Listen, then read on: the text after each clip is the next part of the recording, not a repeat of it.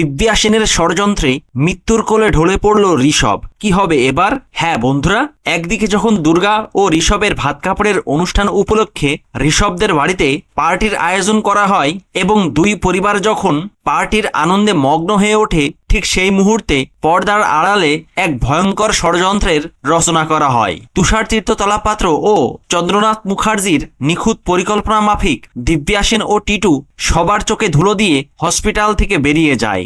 আর তাদের বেরোতে সাহায্য করতে পুরো হসপিটালের বিদ্যুৎ সংযোগ ও সমস্ত ক্যামেরা অফ করে দেওয়া হয় এবং সেই সুযোগটা নিয়েই দিব্যা সেন ও টিটু ঋষভদের বাড়িতে পৌঁছে যায় এবং নকল চাবি দিয়ে নিঃশব্দে তারা দরজা খুলে ভেতরে প্রবেশ করে। আর ভেতরে ঢুকেই দিব্যা সেনের নজর যায় টেবিলে রাখা দুধের গ্লাসের ওপরে। আর তাই এক মুহূর্ত সময় নষ্ট না করে দিব্যা সেন সেই দুধের মধ্যে মিশিয়ে দেয় মারাত্মক বিষ।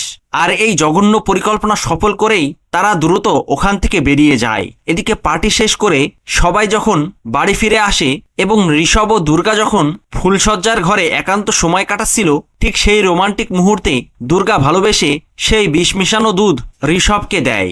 আর ঋষভও কিছু না জেনেই সেই দুধটা পান করে। আর তারপরেই ঘটে সেই মারাত্মক অঘটন। বিষের প্রভাব শুরু হতেই ঋষভের মাথা ঘুরতে শুরু করে এবং সে মুহূর্তের মধ্যেই জ্ঞান হারিয়ে বিছানার ওপরে লুটিয়ে পড়ে। আর ঋষভের এমন অবস্থা দেখে দুর্গার পায়ের তলার মাটি সরে যায় এবং সে ঋষভ বলে চিৎকার দিয়ে ওঠে। তো বন্ধুরা, কি ঘটতে চলেছে এবার?